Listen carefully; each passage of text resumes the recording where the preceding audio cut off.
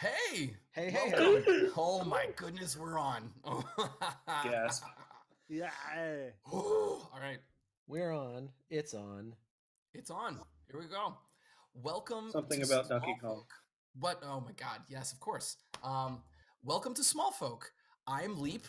I use he, him, and this is an adventure, 5th edition Dungeons and Dragons, where tiny creatures go on grand adventures. And we are just really excited to have you. Thank you so much for coming.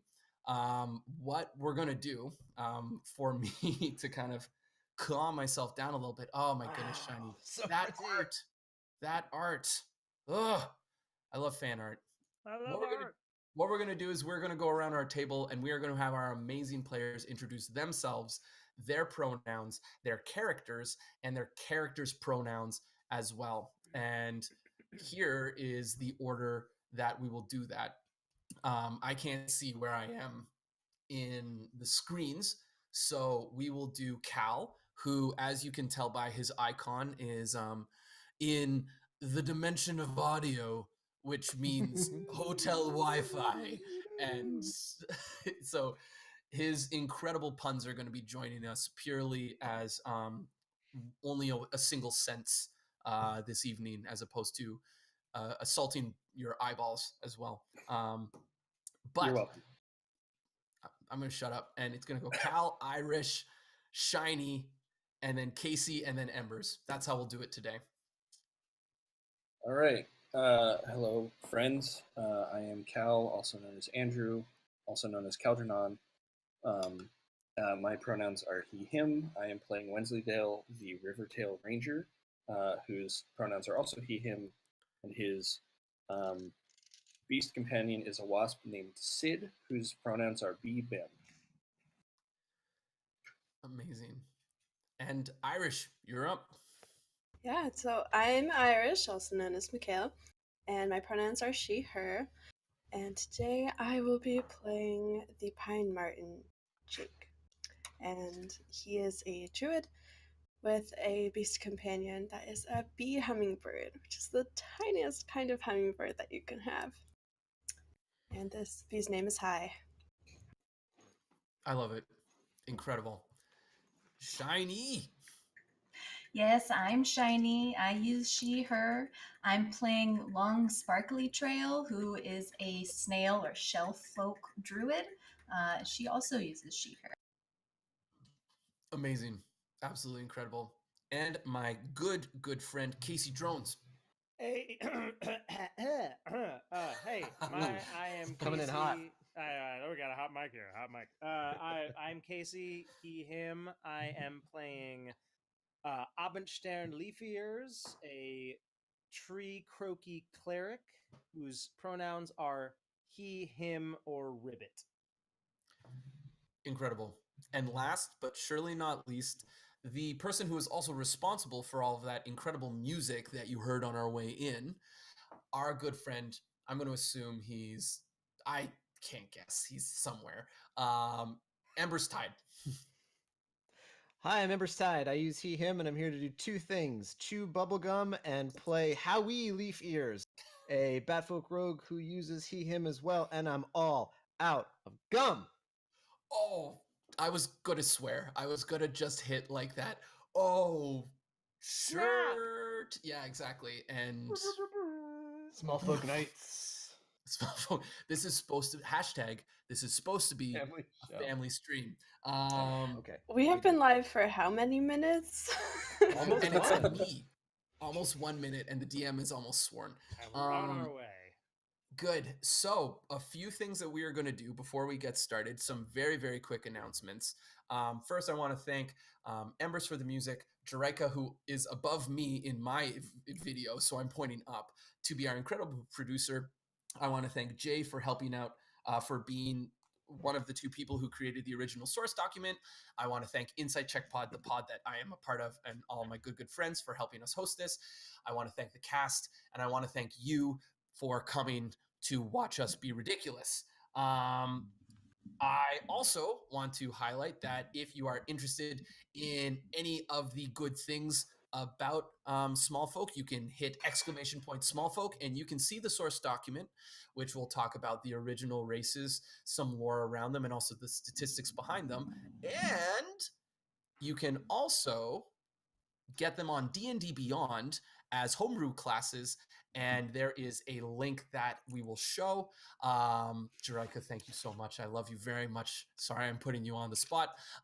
For the if you want to create your own Smallfolk characters using D&D Beyond, who is not a sponsor, but it's so easy. And really, why wouldn't you want to create your own Smallfolk characters? They're cute. Yeah. They're occasionally furry, and some of them might secrete poison from glands on their skin. Who's to say? Who's to say? All right. I think. Oh, also, one last thing before we go. We are going to be doing a giveaway tonight, and that is going to be happening before the break. We're going to try out our giveaway magic. It could fail us, and if it does, we will try again after the break. But for everyone who's here, being like, I don't know, I just wanted to stay for the first part. First off, your voice is high, and secondly, here is the thing. First off, it is one of my favorite books of poems, and I was tweeting a bunch of Smallfolk poems. I have never been able to stop about it, and so I have. Some would say desecrated. I would say just written all over this very good book with some of my Enhanced. own poetry that I will send to you. And so this great book now has a little bit of extra tiny adventure in it, and it could be yours. So thanks for coming. Now, does anybody on our players want to give our good watchers a bit of a backstory of where we are, how we got here, and what we are searching for? I could take a pass at it. Yeah. Sounds so as we resume the adventure with our party, we have the entire group traveling underground in a multi-day journey supporting a tradesman mousefolk named Tufts, who's trying to start a trade accord with an almost mythical, ancient group of mice who produce a honey that has some pretty incredible powers. They're called the honey. What's it? It's not like a distillery. It's a honey It's extraction like team honey. Yeah, they're like beekeepers, Honey right? badger. They're that's something else. That's we'll find them. Maybe But they're called Lavender Loam, and Tufts, the mouse tradesman, is going on behalf of his boss.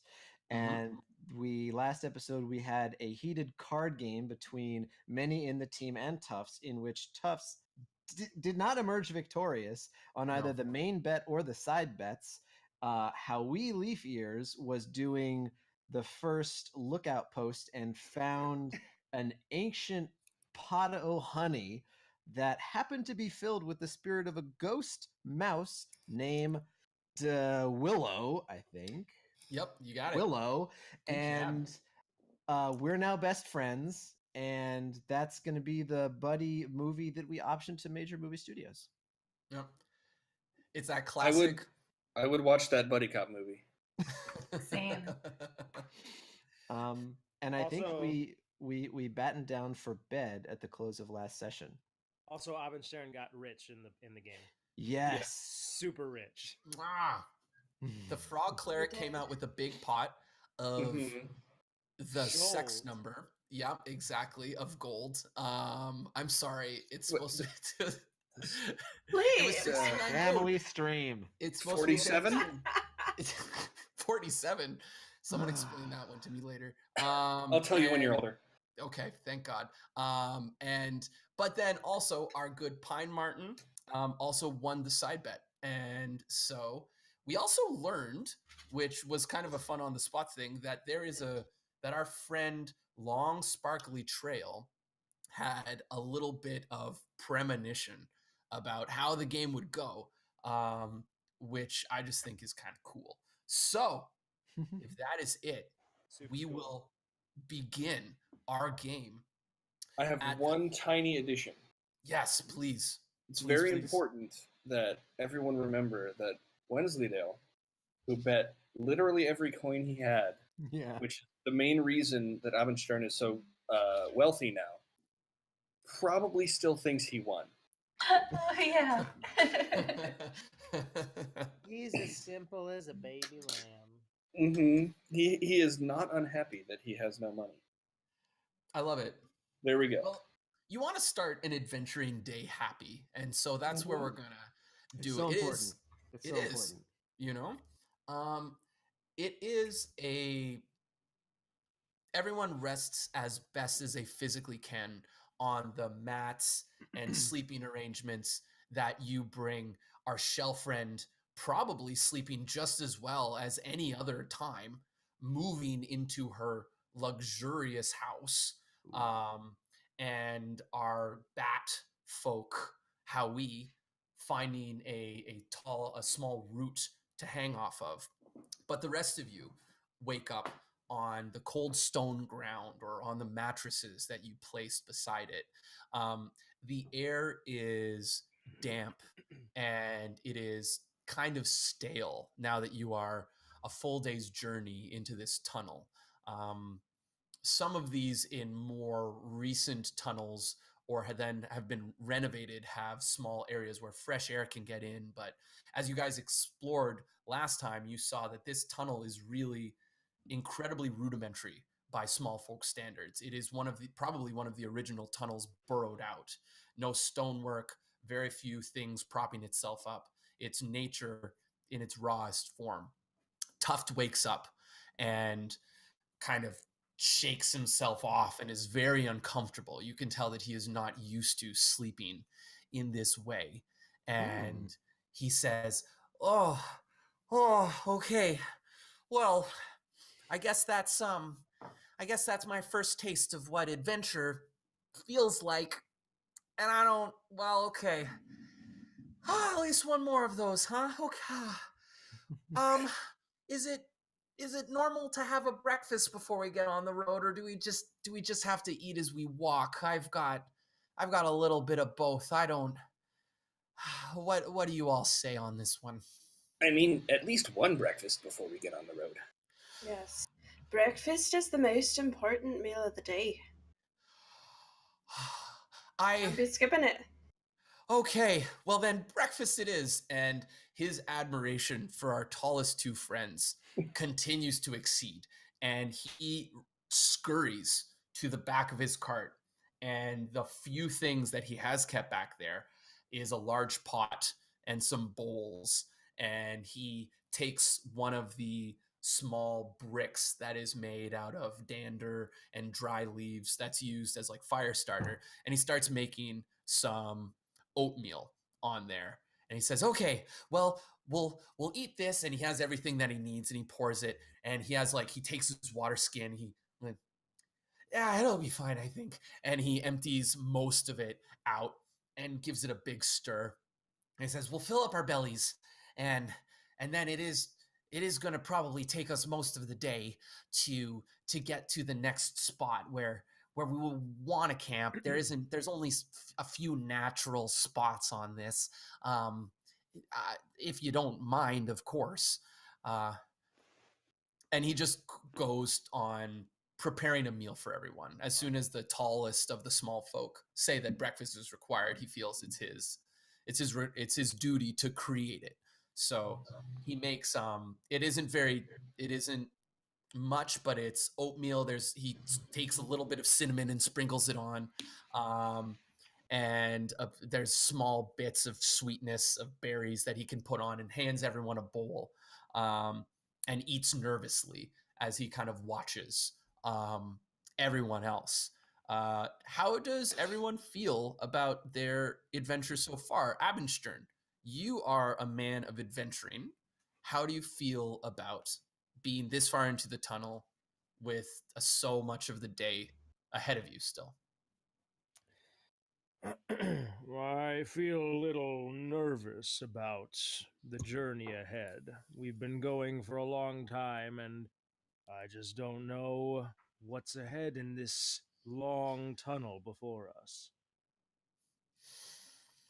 And if you're saying that out loud, you see that that he's like, well, I've done a bit of reading, and his like bowl is like shaking a little bit, and there shouldn't be anything, but any time you go into the underground that isn't really surveyed, there's always a chance, I guess. Has anyone spent much time in the wilds before? Are there adventurers that have kind of gone out from the I'm in the warmer, more comfortable parts of the valley? I could you give us some information on those? I don't know much about you. I just know what you sent me. Yeah, I've been pretty far traveled. Um, gone. I spent a lot of time going from town to town, just visiting folks and uh, you know, living the life of a Jew. And uh, but I've never spent this much time underground, so I couldn't tell you too much about this. Me neither. I've spent my Yeah. entire life in the wild, but always under the stars. This is much different. Yeah, what they said. Elisty just has goo on her face and she's just sort of nodding her whatever head fronds. torso funky. Yeah.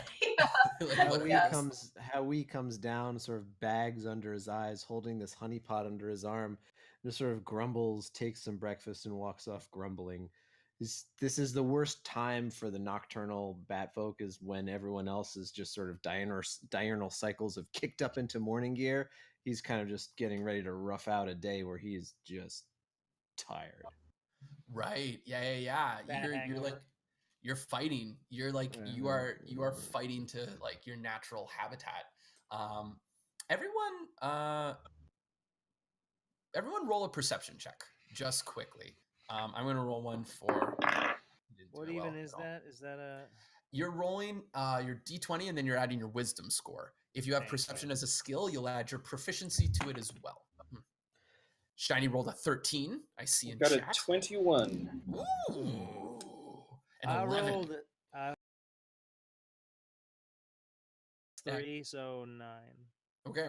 All right. How he's feeling perceptive with a 19. A 19. Well, you know what? You notice everyone is eating well. And actually, the perception roll was that only Wensleydale has really noticed, like, where did this honey jar come from? Everyone is kind of eating and normally, and most people just see a very grumpy bat with wings over grabbing a meal and tucking itself into a corner. Right.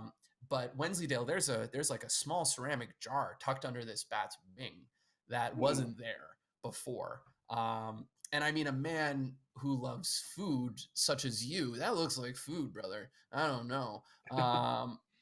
So that's just something that you know that you can deal with. What does Wensleydale feel about that? Is he going to do something about it or just tuck it away?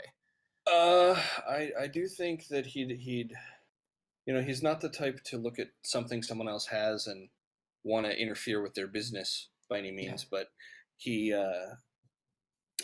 would have a taste for honey, especially since that was part of the conversation starting this job out. So I think he'd just kind of sidle up to Abendstern and wait, is Abendstern or it's Howie that has sorry. Howie has it. So, Yeah. so yeah, Howie he has sidles it. up to Howie and kind of like he's doing all of the body language and motions that go along with having a conspiratorial side conversation, but then he just speaks really like at a perfectly normal voice and goes, "Hey, you want to share any of that honey?" So how we just kind of I imagine like one of the coffee hangdog expressions that you'd see in like a Warner Brothers cartoon or something, like Animaniac style. He kind of looks up at the much larger Wensleydale and he immediately tries to come up with something. He just kind of goes, Oh, I found this. It was hiding over there in the corner. I would show it to you. Come with me. Come with me. And my goal is then to distract from the honeypot and take Wensleydale over to the kind of wreckage of the old carriage where I had found this Mhm. honeypot and Totally. just sort of introduce that to the party that way. And my hope is that in all of that commotion, I guess, people will forget that I've got this honeypot. And I'm going to try to keep it secret as best I can. Totally. Okay. So Wensley, you have Mhm. been there's been an attempt. He directs you to what looks like a broken down set of carts. It's just all shattered wood and it's rotting and it's rusted. And it's been there for an exceptionally long time. Mhm. Do you take the bait? I'm going to roll an insight check with disadvantage for Wensleydale Yes. to see whether or not he is successfully distracted by this ploy. And so that's going to be a 6. I'm pretty sure I'm going to play that as he, like, Should, he has a moment where he's like, should we contest it? I mean, if you want to, but I rolled it with disadvantage. So, I mean, feel free to, like, if you want to You roll a can roll a deception deception check. check. All right. Yeah. I rolled a 6. Okay. Oh, so Wensley, okay, so here's how we'll play this. Because you were choosing to talk loud enough that everyone could hear you, Hmm. Yeah. everyone knows about the honeypot but you. Right. And So yeah, Wensleydale was successfully distracted, but Howie's still going to have to contend with the rest of the party if any of them are curious now. I'm going to award both of you an inspiration point because it's wonderful. You can Excellent. tuck that away somewhere. Well, so I think I'm actually going to spend it right away because I think that what sort of happens for Wensleydale is that he then goes over to this wreckage where he's now his friend has now told him he found something cool, and he's going to root around in there, and maybe subconsciously he's thinking, well, I don't need his honey if I can get my own. Right. Okay. So he's going to dig around in that wreckage and see what he can find, and I'm going Totally. to spend that inspiration. Yeah, totally. So roll So perception with advantage or and investigation. yeah, so true to character, Wensleydale's investigation is -1, and I love the higher of my 2 rolls was a 10, so I rolled a 9. it. All right. So you see cart wreckage. It's there. It is so old, and you move things over. You take like the last remnants of a wheel, and as you move it, it literally like crumbles in your hands into like dustwood, and it's just the leftovers of something. There isn't Okay. anything there. Anything that was anything that would biodegrade has done so. So Hmm. you feel like it has been a really really long time, and now you are just covered in old rotty dustwood. So like in your fur hands and like Hmm. down on your coat and stuff. Oh. Okay, so he draws his conclusion that there's nothing else interesting to find here, and then that actually is just very distracting to him because Rivertails tend to be very particular about keeping their fur clean and neat. It's protective for them as much as Hmm. it is aesthetic. So he kind of dusts off his hands and goes, "Well, that's that," and heads back to where the campfire was last night, even though it's probably out now, and just starts cleaning him off. Probably pulls out a little, like bone comb and is going through the fur and brushing things off, and that's where his attention is going to be for the next little bit. Incredible. I love it. So now, shiny. So long sparkly trail and Jink. You've heard this whole conversation. Is there something that you want to do with it, or is it something that you can tell that Wensley doesn't know, and you can tell that Howie is less inclined for other people to know, and it's up to your characters. I'm going to give you guys the first choice, and then Ember, and then Abendstern, I'm going to talk to you about it in a second too, because it's your brother and it'll be a little bit different. But what do you guys do as just people who've heard this whole thing and seen it play out, is there anything that you want to do about it? I don't think Jink would want to get involved. He's kind of like, it'll play out how it plays out. I love Uh, it. I think LST would mostly just try to maybe do an insight check from a distance to see why Howie doesn't want this information out, to see what she can find out, but she's not going to intervene or say anything necessarily. How about this? Make either an insight, a nature, or an arcana check. One of the three.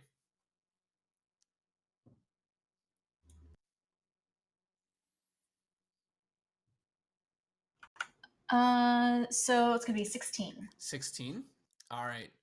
So you know that there's a honey pot, and there's something nagging you about that honey pot.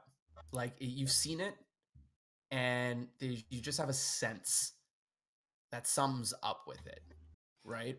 You can't tell what it is. You can't tell if this is just one of those premonitions that you get, but there's something going on there. It doesn't seem bad. It doesn't seem dangerous, but it is not just like it can't just be an ordinary object. Like it can't just be clay, right? There's something going on, right? So she might just kind of scoot once she finishes her breakfast. She might just kind of scoot around the area like she usually does, and might just kind of get closer, but she's not going to intervene necessarily. Awesome. Not yet. I She's love gathering. it. All right. Now, Abendstern, your brother has something. He's trying to hide a toy from his friends. He's found something that you don't know if you should have or not. And he's trying to make sure other people can't have it. It's you guys as 5-year-olds all over again. It's you guys as 12-year-olds all over again. He's got something, man. What are you going to do? Or are you going to do anything? He's your brother, after all. I look at him sternly. Abendsternly. Abendsternly.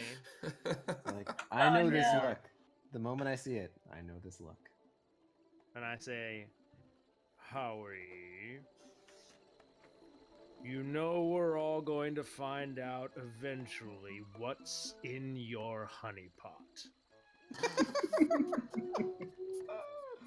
So why don't you just come out with it now so we can save ourselves probably a lot of trouble.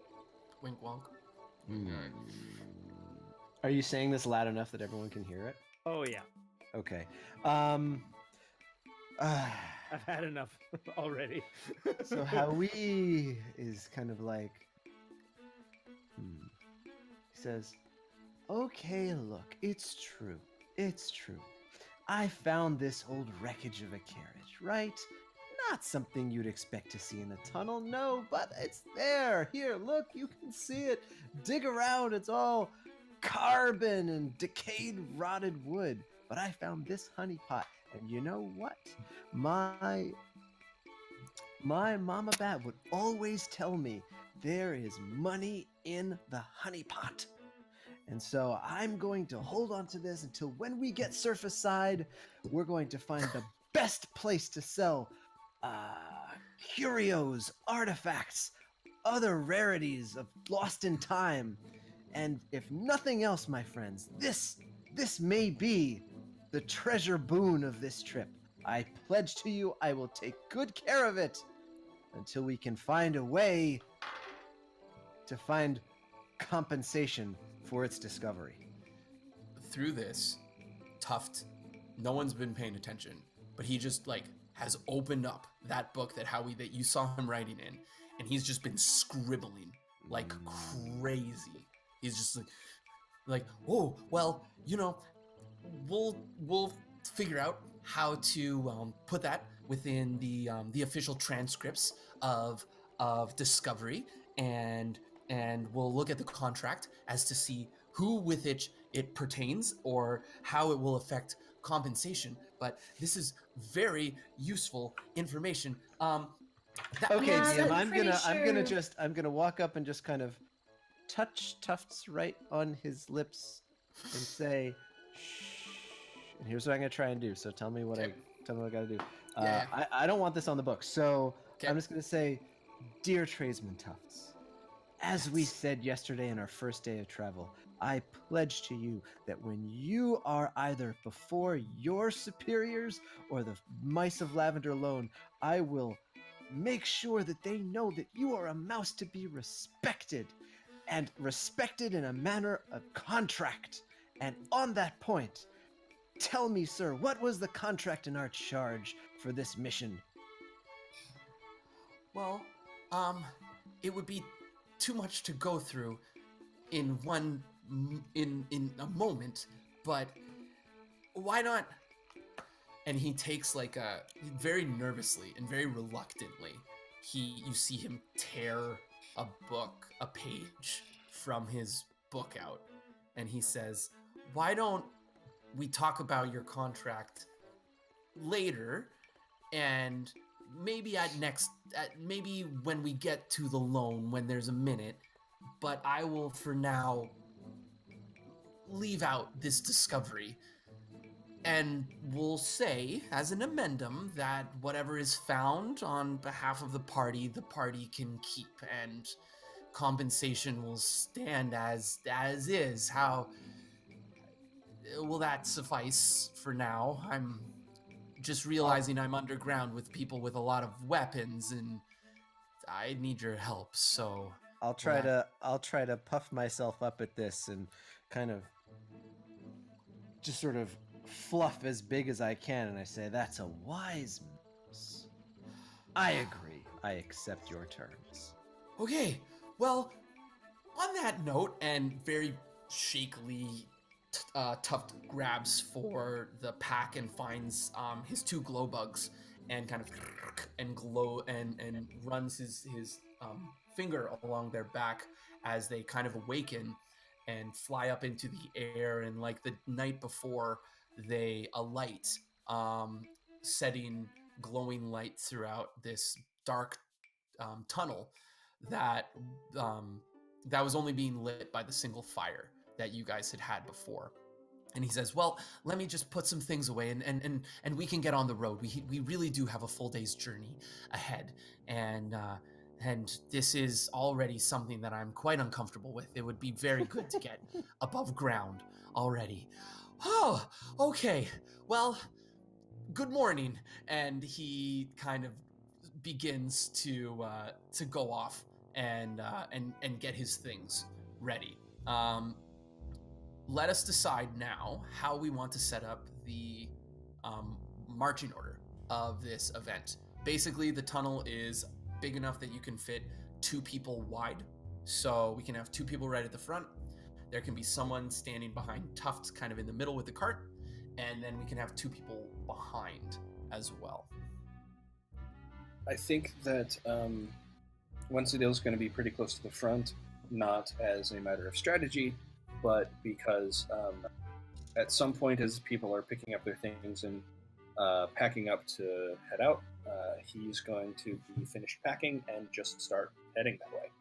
Mm-hmm. I think Howie is going to generally try to be up front as he's sort of playing the role of the bloodhound of the party, like just being a perception machine as best he can. For sure. I think LST, I would say, is usually in the back, pretty far back, and she just kind of skips ahead every once in a while with her abilities, but typically she'll fall behind a little ways and then all of a sudden be up next to whoever she was in the back with. I think that Abendstern is going to try and be in front, but Howie keeps pushing in front of him, so he'll just be right behind Howie. Okay, cool. So whether you like it or not, you're beside this mouse. Yeah. Yeah, totally. I like it. And Jink, Jink, how does Hi, your hummingbird, feel about being underground? You know, it's funny that you asked. I think Hai has been a little bit depresso in his espresso. High feels low. Aww. High He- feels he's- low. Yeah, he's used to going places with like flowers to go buzz around, and it's definitely the lowest point of High's life. Oh, Oh, God. so you see like beside you, like in the back, like it's the same amount of flaps, but the energy just isn't there. And Yeah. and what is normally like a very kind of like always looking for something, and like a high, you can read High's movements as emotion, right? So Yeah. Sorry, what are High's pronouns again? Or do they have pronouns? High doesn't really have pronouns. Okay, cool. Awesome. So you can tell there that it is able to move, like when High is most happy. That's that moving from flower to flower, buzzing up and down, like that constant movement, right? But Yeah. High is staying very close to you, and High is buzzing, like that, but Yeah. head But just sad. looking down. Yeah. There's just tunnel, right? It's just endless Buzzing tunnel. in minor key somehow.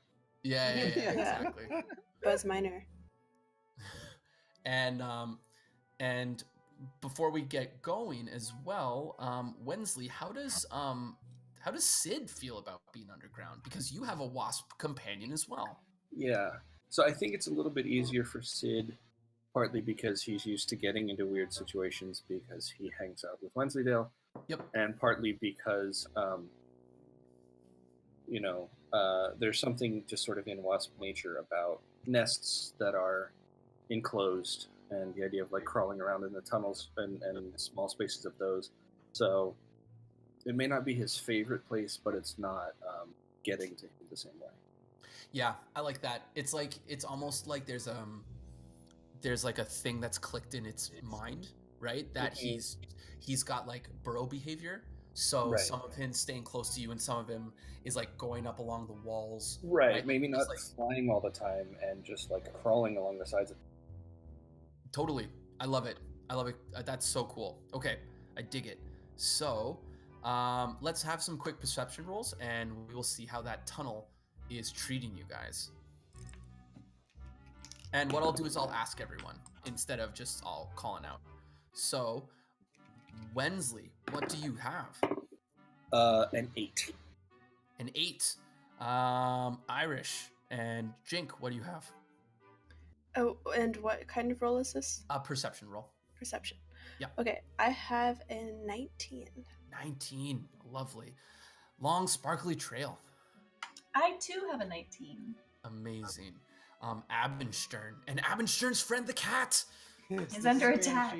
Banshee sometimes needs to be held, and you can't say no. I got a 13. You know what? Sometimes we all feel like Banshee.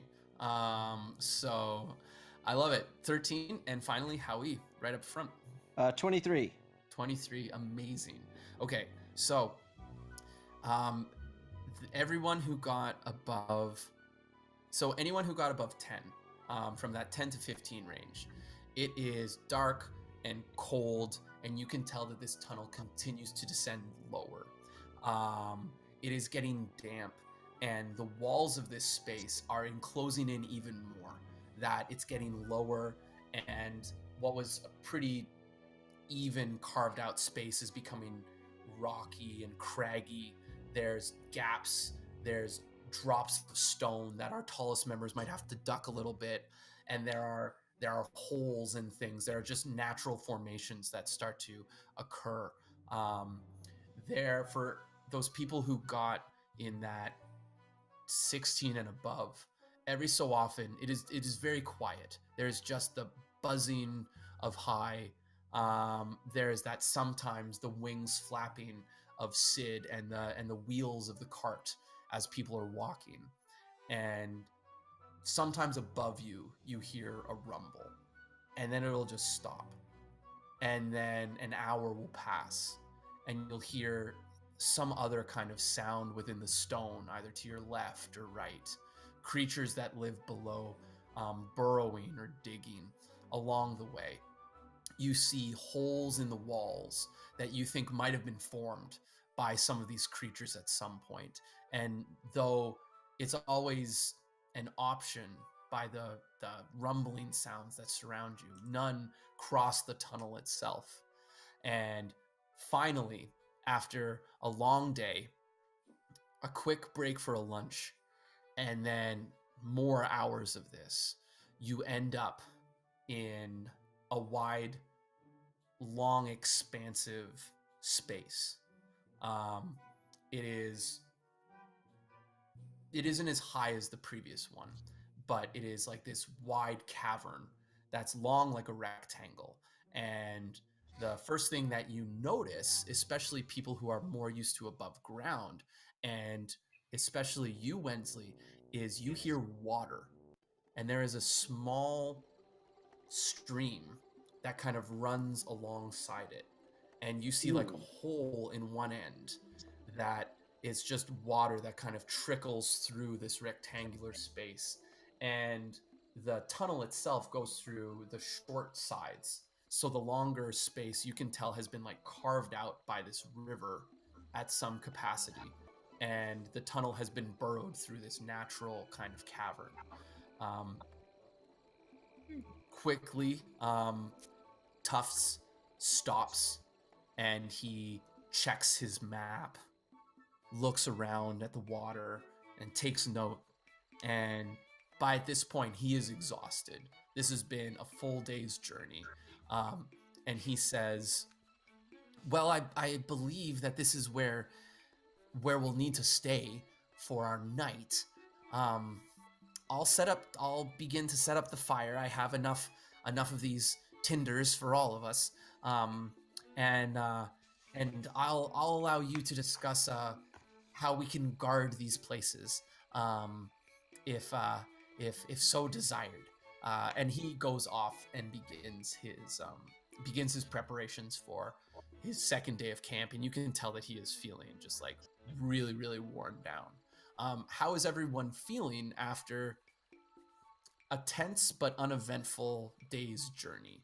Um, Howie, how are you feeling? You heard every sound, because of how you hear, every reverberation was clear as day to you. So you could hear these, like sometimes you could hear these very long rumbles that moved along and seemed to go for half an hour sometimes. And sometimes they were like quick, small shakes around the tunnel, some close and some far away. How are you feeling after today?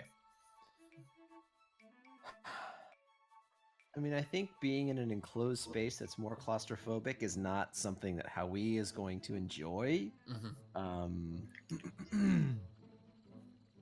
He knows that we are 2 days into what should be a 3-day travel, and we've been moving at a good pace. So he's really more focused on just the diligent process of getting this done.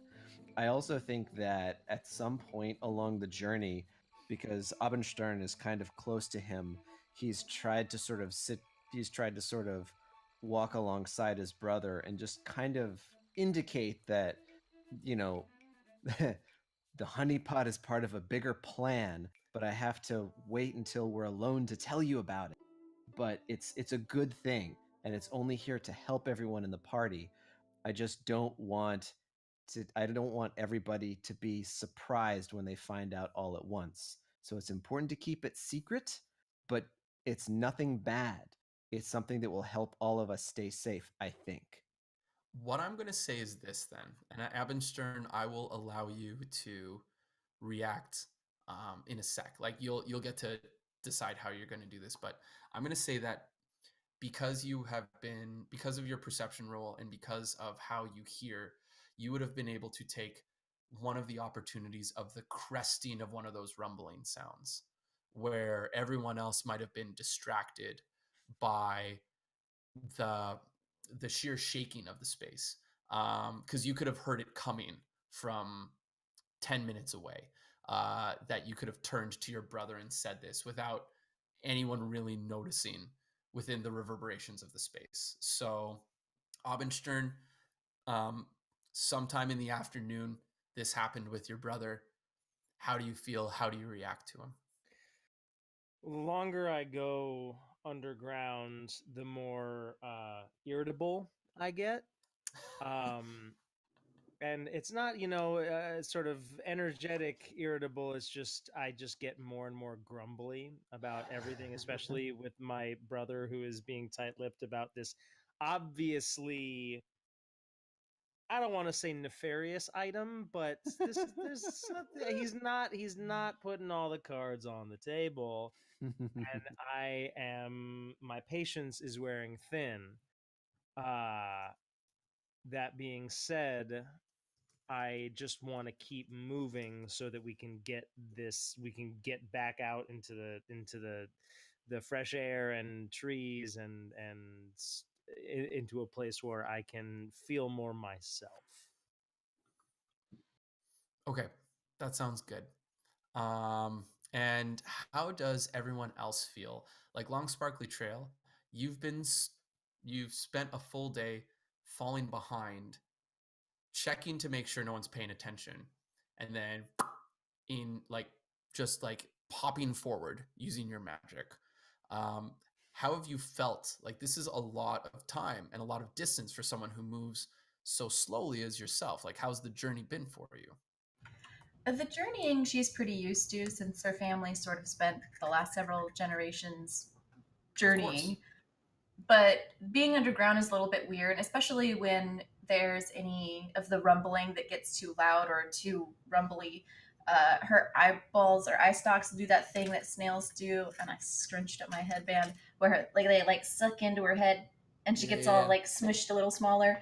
But she just kind of keeps trucking along, and as long as nobody's looking, like you said, she'll bloop back up into place so that she doesn't fall too far behind.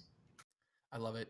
Um, uh, Jink, can you make a perception roll to see just a quick one for me? And then I'm curious to see how you and Hai have done over today's journey. 9. 9? Okay.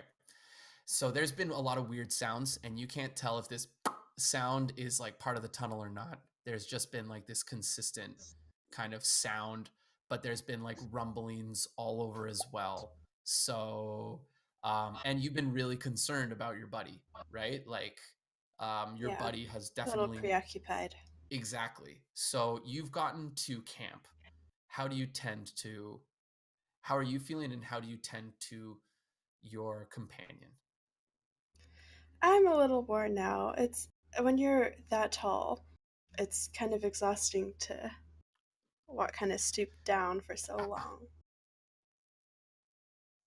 So he's will take this opportunity to take off his back and just stretch out, and um, with one paw he'll kind of like give High a place to perch and say, "Little buddy, I'm so sorry that you're cooped up down here, but I do believe we've only got a couple days left in this journey, so hang in there." And like and just kind of lands him and just kind of like tucks in to you a little bit. Hummingbird blowing a That's raspberry perfect. at you. Yeah. Yeah. And as he kind of continues into the camp, he kind of sees, especially uh, like Tuft and High and um, Long Sparkly Trail, just everybody's looking a little tired, and so he would like to cast Goodberry and, Nice. beginning with Tuft, pass out some snacks. Tuft takes I assume your good berries, like they're small for you, right? But Yeah, I assume that they are proportional to the caster. That seems right to me. So Tuft takes the equivalent of like an orange, um, and is like, oh, this is, oh, I was gonna eat more oatmeal, and this just, thank you, and of bites course. into it. And it's like he wasn't ready. You know the way to attack one of these things, and he just, and it, there's just like Goodberry, just red, just up, and to the side and down. And he's like, "Oh, I'm not even upset. It's so delicious." And he just turns it and tries it better, and it goes like up his face this time. So there's just red here and red down. He's like, "Oh, I'm sorry. This is not proper etiquette. It's just so delicious. Oh, thank you." Oh, you're fine. Carry on. Okay, I'm gonna carry on then. And he kind of just and you hear one final one as he starts to eat and bite. So I have one thought before everybody goes down to bed for the start of the night, if I could. Yes, please. So I would like to say to everybody, I'll take first watch again, and I'd like to kind of try to travel up ahead and find a little bit of a secluded area and try to, like knock on the honeypot. And I'd like to try to talk to Willow, but to do so in a place that's concealed where nobody could see us. Perfect. So how about this? Let's on Irish. This is supposed to be family stream. Irish tap hash knock on the honeypot. But this, I love you guys. So let's talk about watch. Let's decide how watch is going to go, and then we are going to take our break, and we are going to talk about our giveaway, and then we'll come back right during the watches going on. So you are taking first watch. Who, either one or two people, are going to take second, and who is going to take third? I'll take third again. Okay.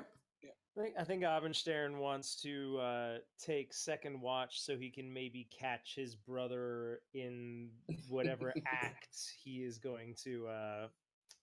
Oh, better yet, I'll ask Abendstern to take first. Oh, okay. Perfect.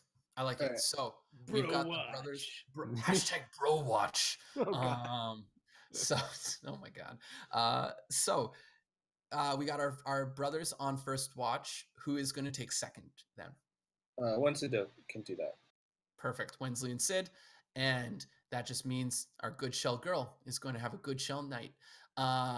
So what we are going to do is we are going to take a quick break. While we're on our break, we are going to do our giveaway for our Lexcalibur book with our extra Smallfolk poetry, which I'm continuing to add to. There's been a couple more on there. One also that Sam Hotep himself wrote and sent to me, which I'm just going to put in. Yeah, he is great. And we are going to attach that. Now, the word that you need to put in, it is one word, and it is the name of the magical dragon who, stories say, brought the crystal that has awoken all of our fine folk here. And their name is Amber Shadow. So type, is it exclamation Amber Shadow? Nope, just Amber Shadow. You just type Amber Shadow into our chat, and that hopefully will enter you for our very first Smallfolk prize. My friends, my bladder is full, and so we will see you soon. Like my heart. Like my heart. It is so good Like to be my back. honey. Our bladders and Tyler. hearts are full, and we will return with one of those things having changed. Yeah, right. All right, see you guys in a few. Take care.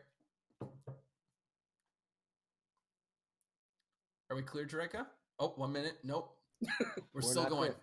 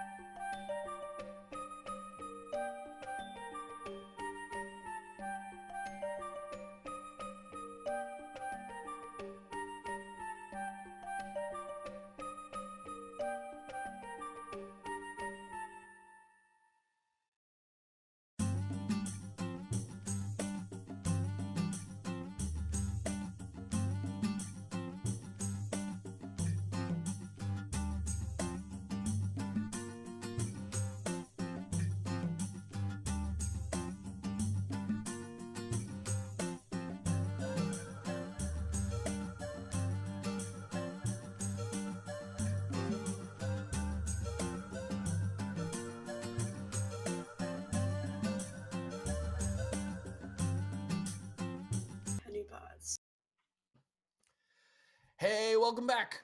It is good to see you. I can sit much more comfortably now than I was right at the end there. Um, I was just going with Shiny's was- puns. all I Those two got. things were was- not connected in any That capacity. was sonically novel. Yeah. Jay has this thing. Jay, I'm so sorry because you're probably in there right now. But he started talking about pee songs, like songs that you sing while you pee. And I didn't do one, but now I wish I did. Mhm. I don't know. Hashtag know, family man. show. Hashtag what? Having a friendly pee song isn't bad. Kids I probably. know. I want to play D&D. What about D&D? All right. Yeah. Who's Amy? Let's go and play D&D. So when we were Where's last Brahma? Oh, sorry. Where's Brahma? Oh, one last thing that we are going to do. Uh-oh. You have absolutely like a minute and a half if you haven't put in Amber Shadow as the keyword to win our prize. So if you are watching live right now, type in Amber Shadow, one word, and you will be entered for our prize of a giveaway book with some poems in it. So now, where we were when we last left off. The night had settled, everyone had eaten, campfire had fallen, and our brothers were deciding to go further down into the tunnel out of this kind of more open cavernous area that has been kind of, I know, not a word, that has been formed by this underground river. Um, Now you are able. Everyone's asleep. Everything seems fine.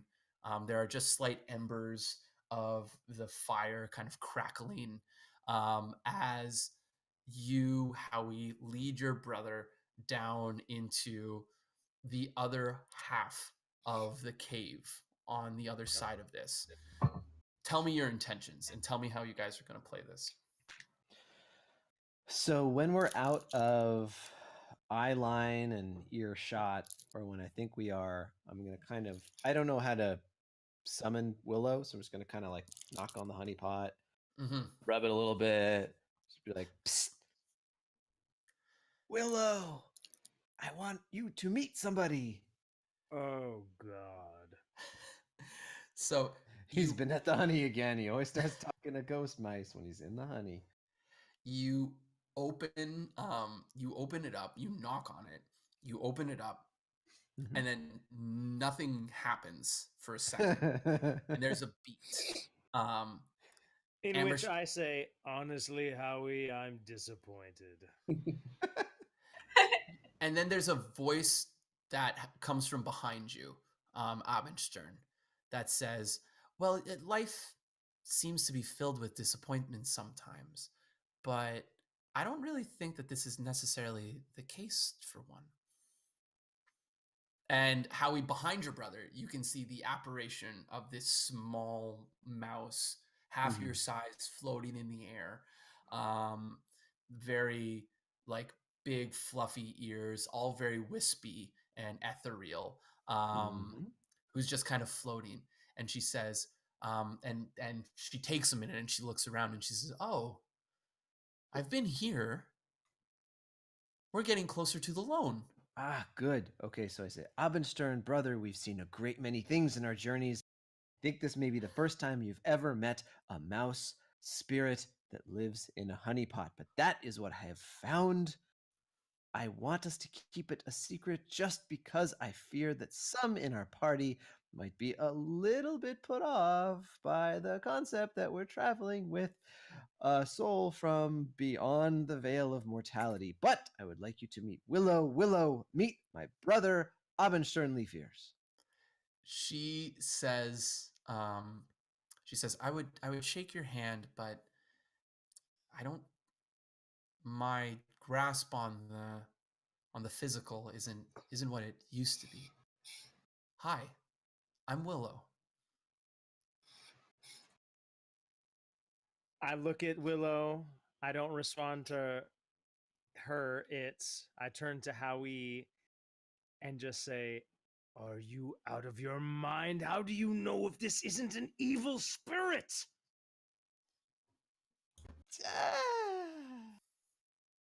You fool! This thing has been with us this whole time, and it might be an evil spirit. Well, yeah, but Willow knows this path. Willow do. knows the Lavender Lone. Willow may be able to help guide us and potentially avoid some of the dangers that can happen when you're deep underground in a tunnel for 3 days. I don't respond to Howie. I turn to Willow and ask, How do I know that I can trust you?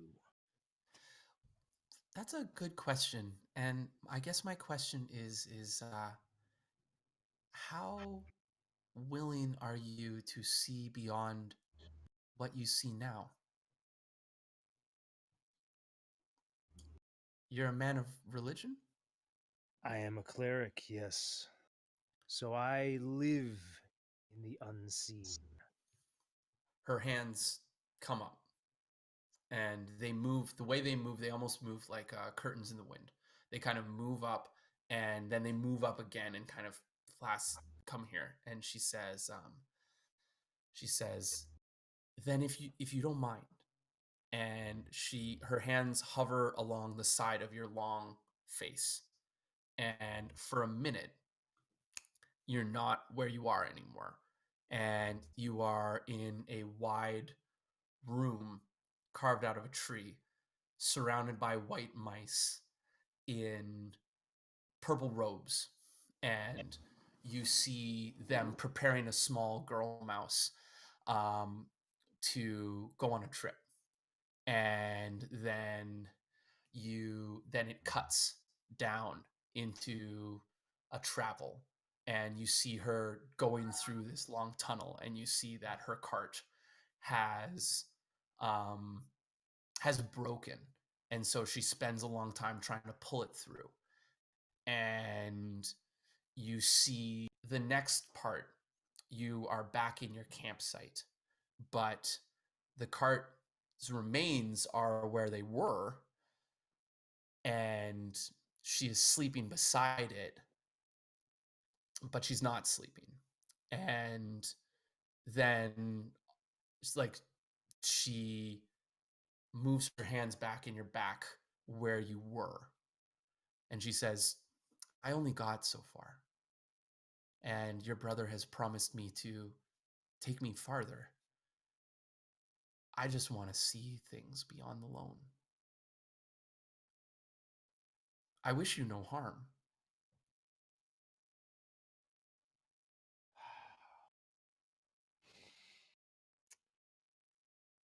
Who were those mice in purple robes? Oh, you won't meet those ones, but you'll meet you'll meet the new ones. They're the mice that work at the Lone. They were my family. None of them are there anymore. They've all since died. But if you're going towards the Lone, you'll meet the ones that keep the hive now. All right, I trust you for now, but no. If you pull any devilish deeds on us, I will use the full capabilities of my magic on you. Understood? Well, I can't say I won't do anything, and I can't stop you. I don't know how I'm tied here. Maybe by the pot, maybe not, but for now I'll follow you, and I promise you and your brother and your friends no harm. Then we shall protect you. Thank you. It's been a long time. That sounds very nice. And she kind of turns to Howie and she says, is there anything else? I thought you were going to open me again when open up my home again when we got to the Lone, or when we got above ground. Well, two things. One, I wanted to make sure you were still okay, and just to say hello. And secondly, we're hello. coming into an area that's a little bit more claustrophobic, and I'm not used to being in such enclosed spaces. And as someone who flies around most of the night, it's a little bit nerve-wracking. So I wanted to ask, do you recognize, are we getting closer? Is there anything that we should be on the lookout for as we get closer to your home? She looks around and she says, "No, you're closer. I'm sorry, it gets thinner.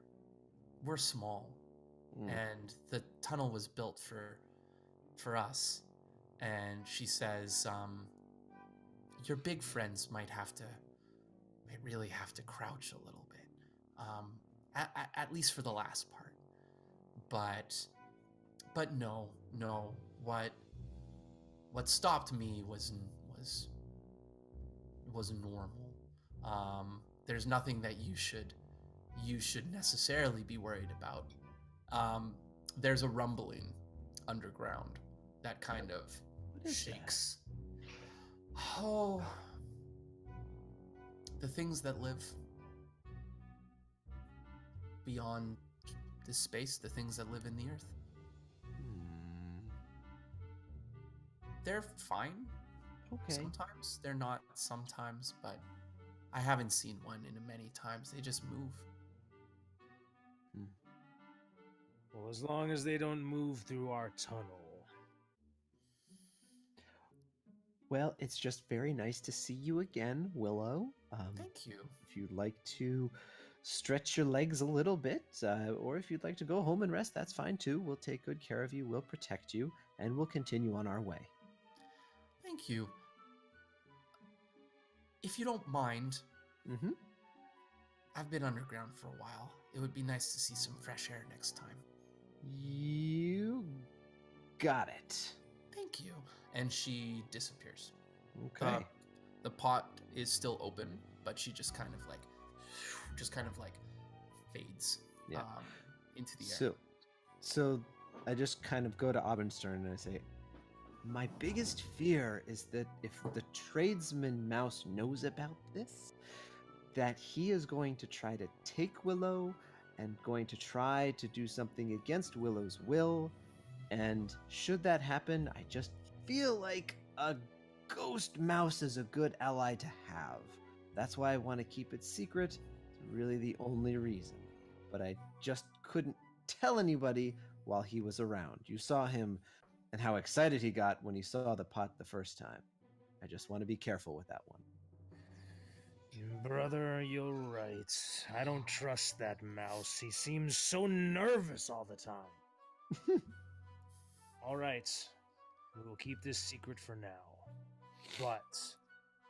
But the moment that spirit shows any sign of being not an ally, we tell the group and we deal with it. Agreed. You are always wise in these things. And I think we just finish our watch. That's all I really wanted to do. Yeah, so the watch passes. There isn't the same kind of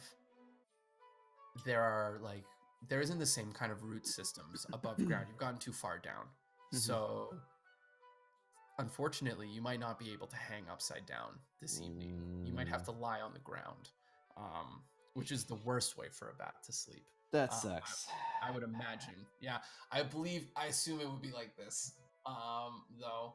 Like, just down, and then back up. Like, I feel like the physics are just having to be that way. Vampire physics. Yeah, I feel like it's a part of the gig, right? Vampiric physics. If anyone wants to write those D&D rules, just at me. I'm game. Let's see, Wensley. So you, they kind of tussle you awake. You don't wake up. So Sid does, and then Sid tussles you and gives you a bit of a poke and a bit of a nibble, which gets you up. Sure. And I would like you just to roll. I would like you to roll 2 perception checks for me, please. Okay. The first is going to be a 19. Awesome. The second is going to be a 5. Perfect. Okay, so you're wide awake. You hear everything. You hear the water. You hear slight, like there's still odd rumblings. They're not as frequent. It's just like kind of off in the distance. And then it gets really boring.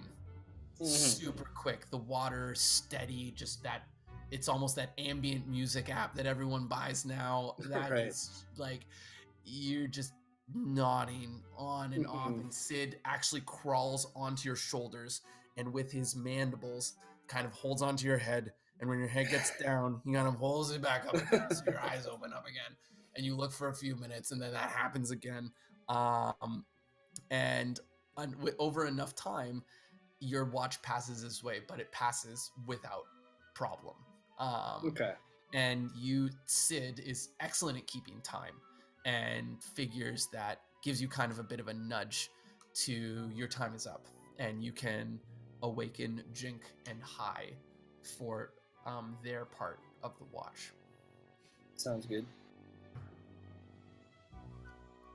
He's going to do that without any sort of incident or trouble. Just go over and give Jink a poke. Perfect.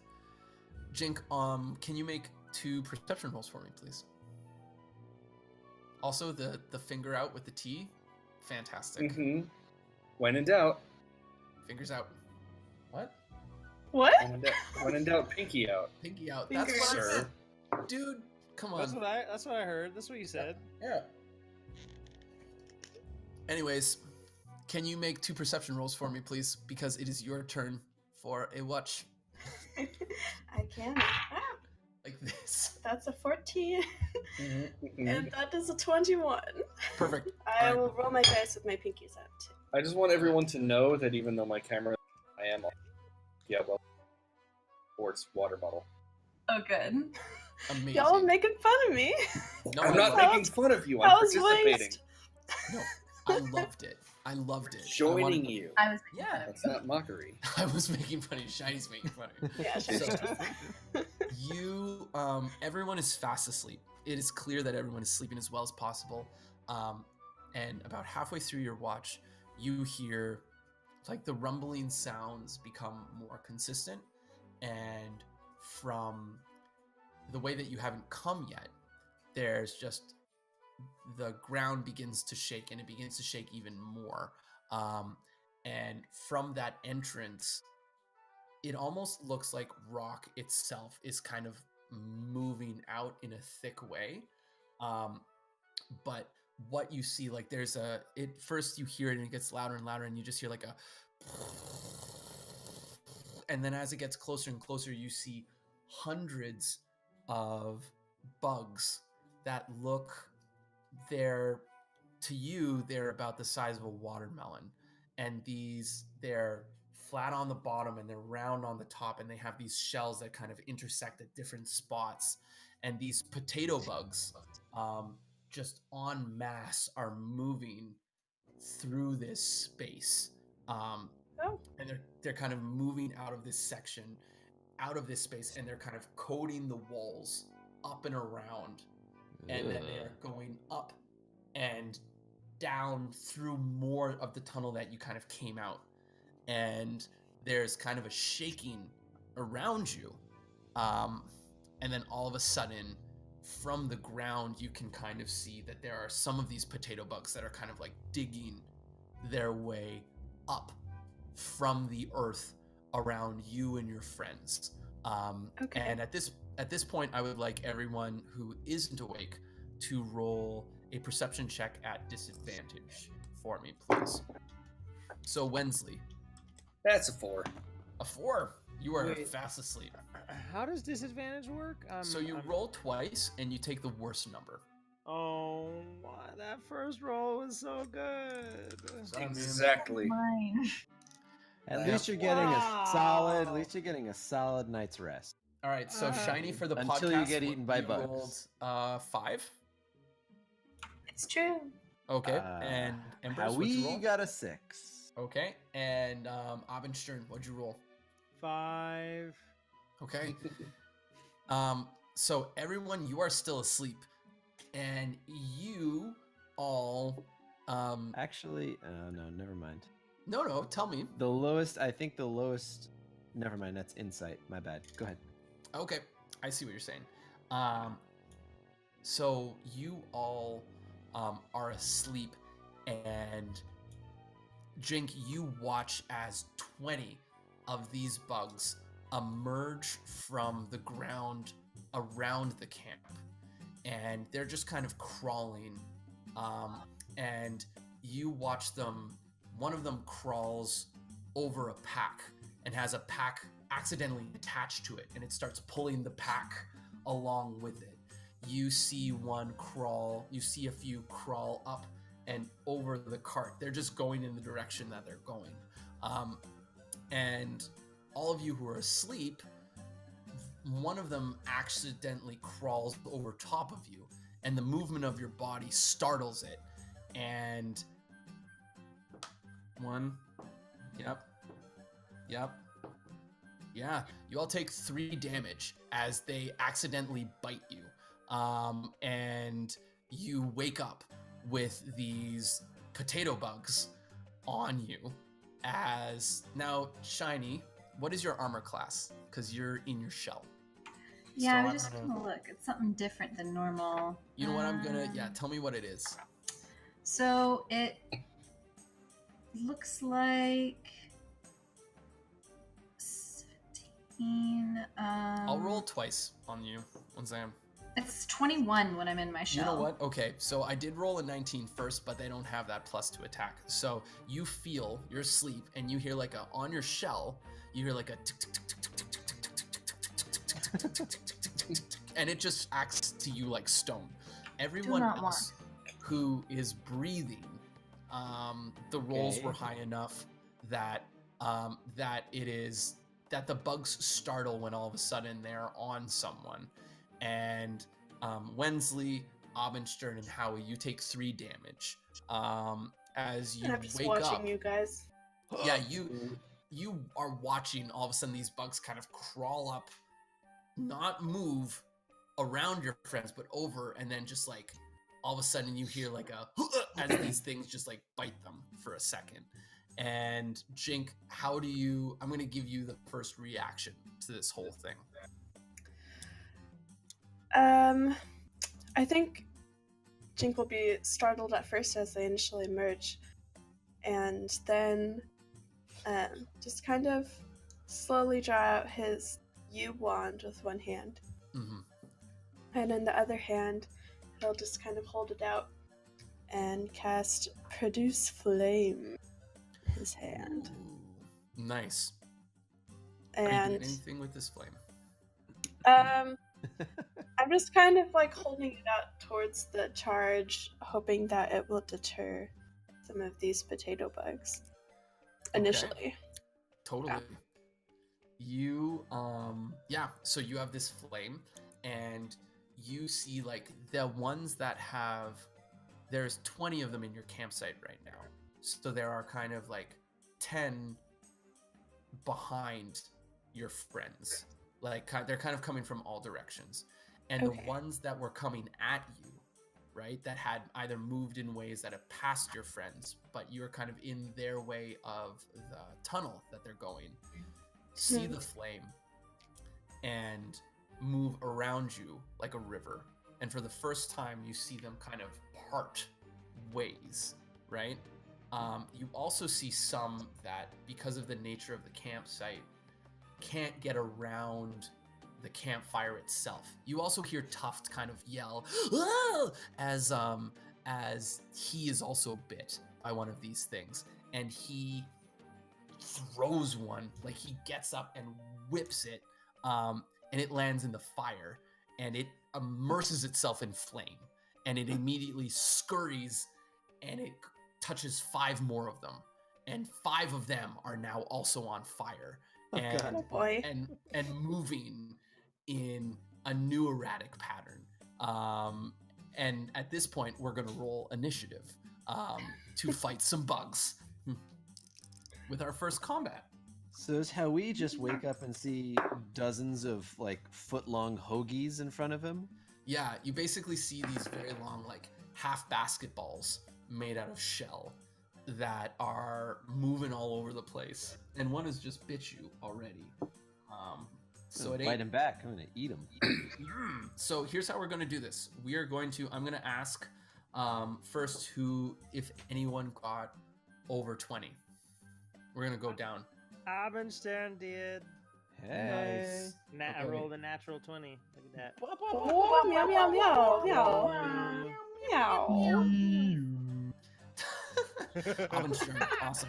What the hell? 19 to 15. Howie got 17. All right. Anyone else? No? Okay. 14 to 10. All right. 10 to 5. LST got 5. We got five. We got matching in a. Nice. All right. Who's what's your dexterity score? Shiny? -1. -1. Okay. So we'll say Jink, and then we'll say LST. Long sparkly trail. And my good river friend, what'd you get? I did roll the other natural, the other extreme of what a die can do.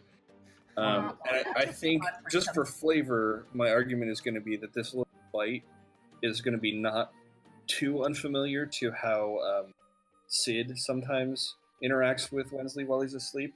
So it takes him a minute to realize that that's not what's happening, until he hears everyone else getting up and making the noises of beginning combat. Incredible. Okay, so Abendstern, you have woken up with a shock. You've got a bug on the part of your armor, like it's like bitten part of your neck, and it's still trying to scurry on top of you. And you see like at least 10 of them kind of saddling towards you and your friends. And you can't tell. You just woke up. You can't tell what these things are doing. And they seem to be on the roof. They seem to be all over the place. What do you do? So the ones coming at us, are they? Is there a group in front of me? Yeah. Basically, the way that you wake up, there is 10 of them, kind of in front of you and the rest of the party. And I'm going to say that Jink is a little further back, and the remaining 10 are kind of surrounding everybody. Like, you notice behind you that there is more light than normal. And there is a patch of these bugs that are on fire. There's 5 of them that are currently aflame, and they still seem to be moving, which is a problem. Okay, since I'm first, I'm gonna cast Bless on my my bros here. I'm gonna cast Bless on. I get to do 3 creatures, so I'm gonna do Howie, Jink, and Shiny. Okay. So yeah, do I need to roll for that? You shouldn't. No. Okay. No. So yeah, so that means that y'all 3 now, before the end of the spell, you can roll a d4 and add the number to attack or saving throw. Incredible. And it that lasts for a minute, which is 10 rounds of combat. Awesome.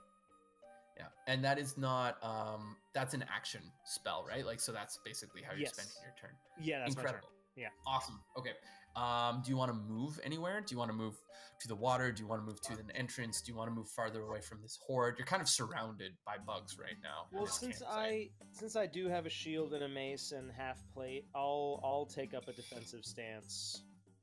To try and take some of the brunt of whatever punishment these things can push out. I love it. Howie, you wake up hurting, and then you see your brother. You feel a little bit better. You can tell your brother's magic, and there are a bunch of bugs, and some of them are on fire. What are you going to do?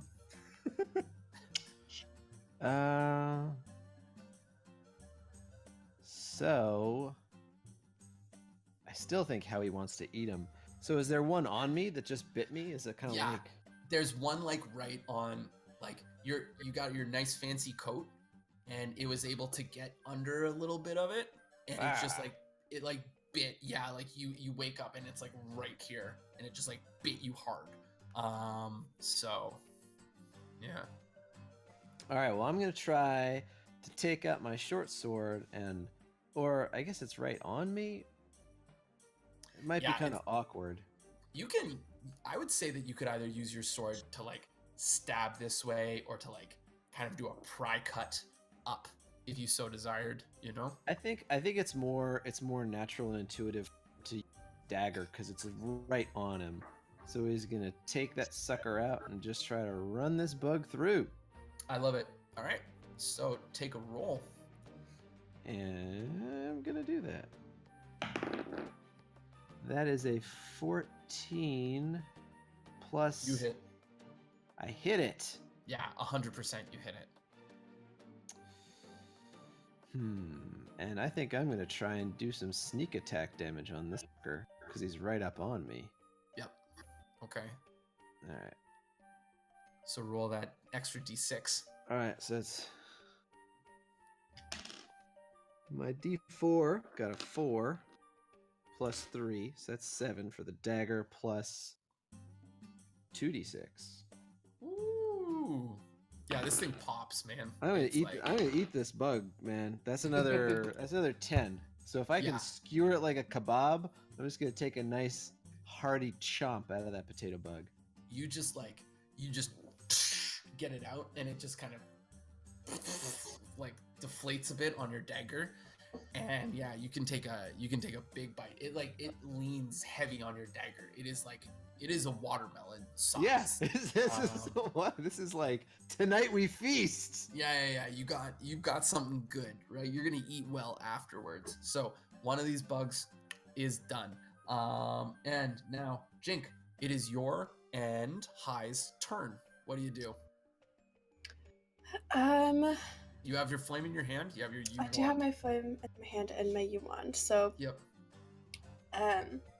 what I would like to do first is throw my ball of flame at one of the bugs that's already on fire. Okay.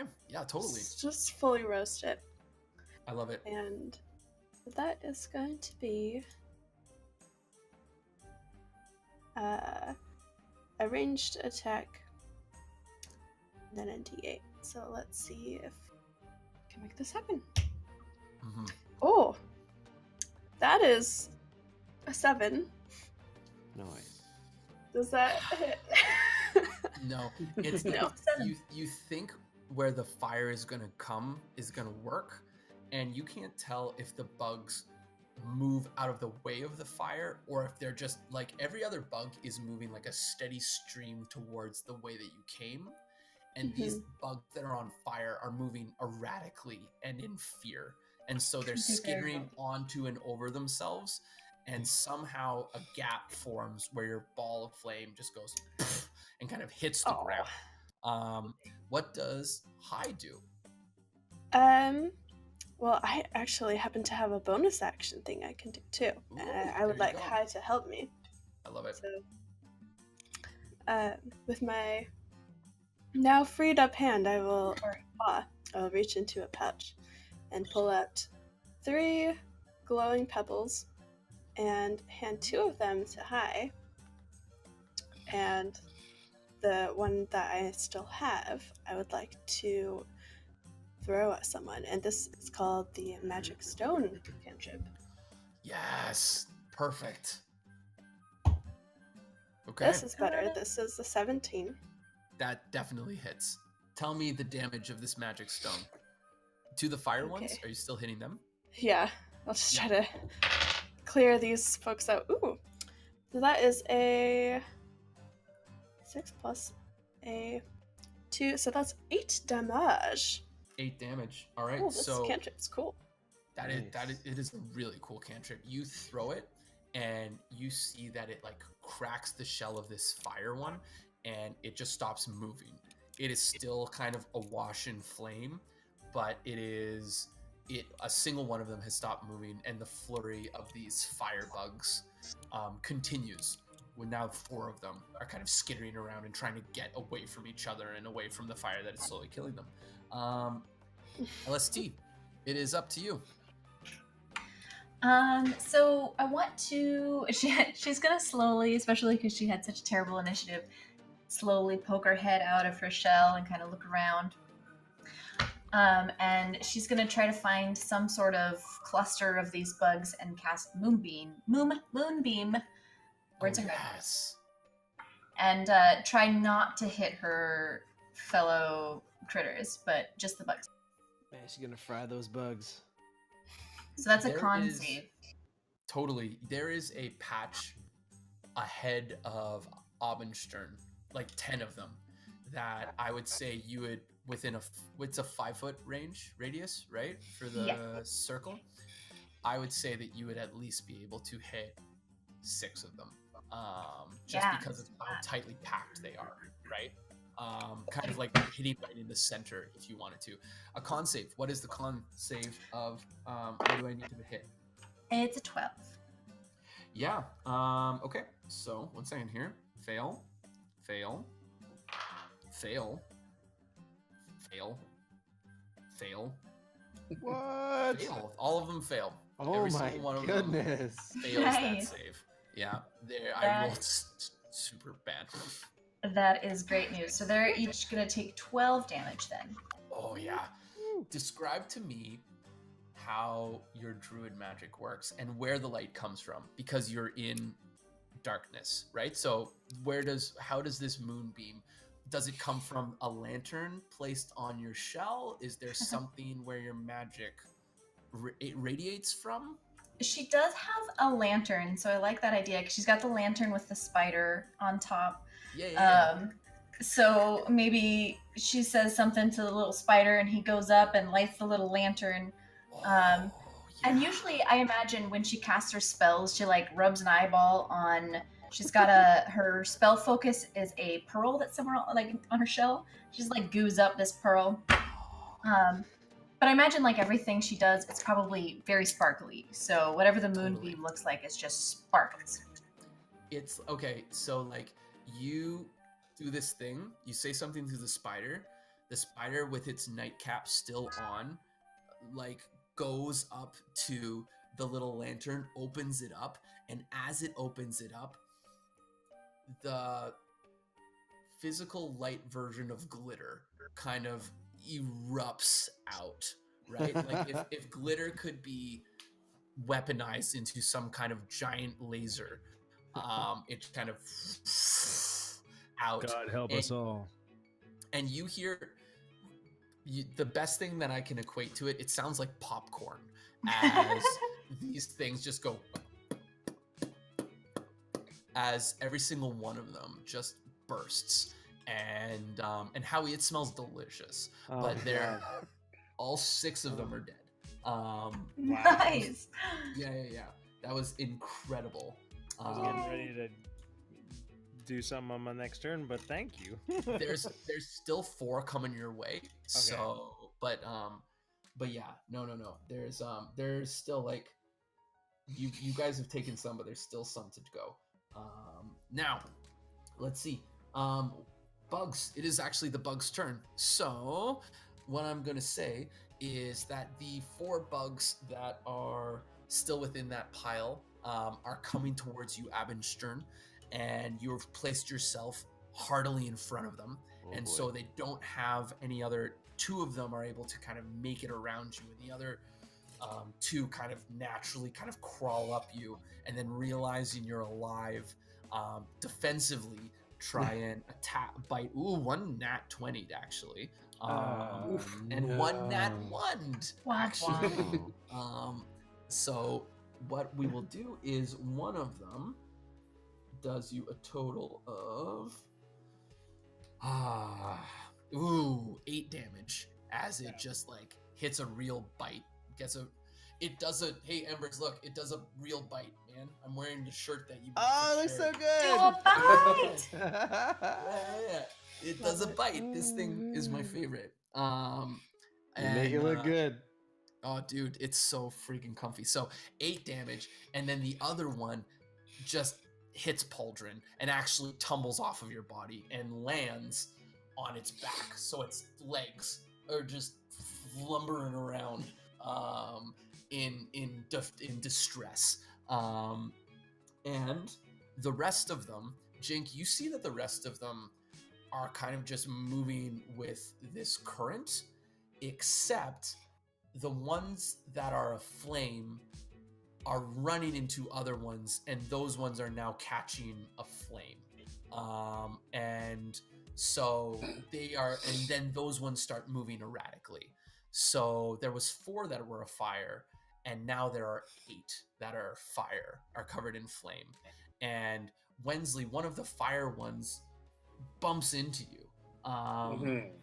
And so that one bumps into you, and it starts, it, without meaning to, it does you 3 fire damage. It doesn't attack you, it just does 3 fire damage to you. I also take that 3 damage without meaning. Yeah. And Howie, one of the fire ones runs into you as well and does you 2 fire damage. I rolled a 17, so I assume that that's gonna hit, right? Howie, what's your armor class, buddy? Embers. Oh, my armor class. What an Yeah. interesting question. Stall for time.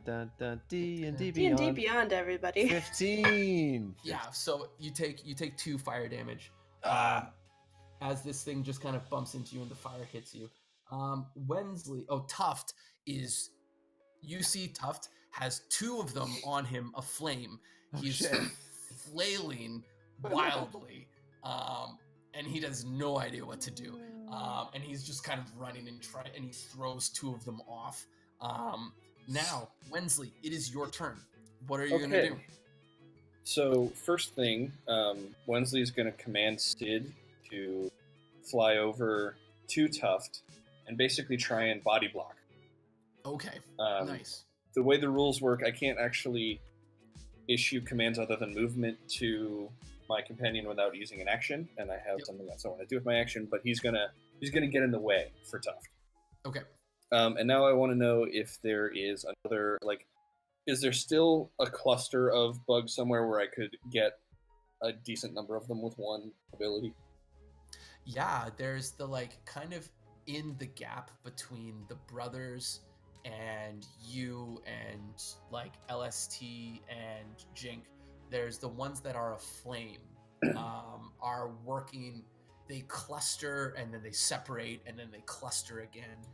These 8 of them, like the rest of the pack, are moving almost ambivalently, right? Okay. But these ones are the problem currently.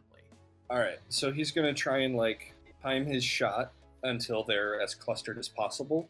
Mm-hmm. And I'm gonna take a longbow shot at them after casting the spell Hail of Thorns. Ooh. So this spell lasts for up to a minute, but the next time I hit with a ranged weapon attack, it creates a rain of thorns that sprouts from the ammunition. And in addition to the normal effect of the attack, within a 5-foot radius, any creature must make a dex save or take 1d10 piercing damage. That's dope. Amazing. So That's I might, so dope. my like plan A here is to skewer one of these bugs with the arrow, and then like create bug kebabs with the magical spikes that come out across God, the. I love it. So let me roll my attack damage Kabugs. or my attack Kabugs. to hit. Bugs. Yes, that's gonna be a 26. Yeah, that hits. Oh my god. All right. 26. Oh, that's Yes. disgusting. Jeez. All I right. have +7 to longbow attacks because Don't that's brag. my boy. Because of Too late. Razor. Yeah. Yeah. Not messing around. Okay. So Yeah. that hits. So the longbow shot itself is going to do 11 damage to its target. Yep. So that one just pin it to the ground. It's Uh-huh. just stops moving, and it's And like then one of those entomologist like slides with the bug with the skewer through it. oh there's yeah, even, like, absolutely. a little paper, right? Yeah, with, yeah, its, Right. with its species on it, like Mhm. yep, for sure. And then from it just goes and Yeah. thorns. So Right. So I'm gonna the say how much? It's 1d10 damage. it's 1d10 if they succeed on a dex save, it's half if they don't. Okay, so I have in my notes here, I rolled it before, but since I made this creature, the potato bug naturally fails all of their saves if they're forced to make one. So instead of rolling, I'm just going to say that they fail their saves. Okay. And roll your damage because we're running the clock here a little bit. Sure. So they're gonna each take 3 damage. Okay, so you see them. Actually, this is how we'll play it. You see them take the damage, and then the damage does part of it, and the fire does the rest of it. As these frantic bugs kind of run themselves out, and the fire just kind of burns them into place. Right. And before well, Abendstern, why don't you see there's like a couple that are on you. So why don't you attack those ones right now, and then we'll go from there. So why don't you take an attack on the ones that were biting you before? Me? Yeah. You. Sorry. Yes, attack. Sorry, wife texting. Bad. Okay. All good. No, wife texting good. All good. What am I rolling here? It's been so long. So you're rolling a d20. Are you going to attack with your mace? Yes. Okay. And then you're going to add your attack bonus to that. It should be beside your mace. It'll be like your strength plus your proficiency score, but there might just be a number there.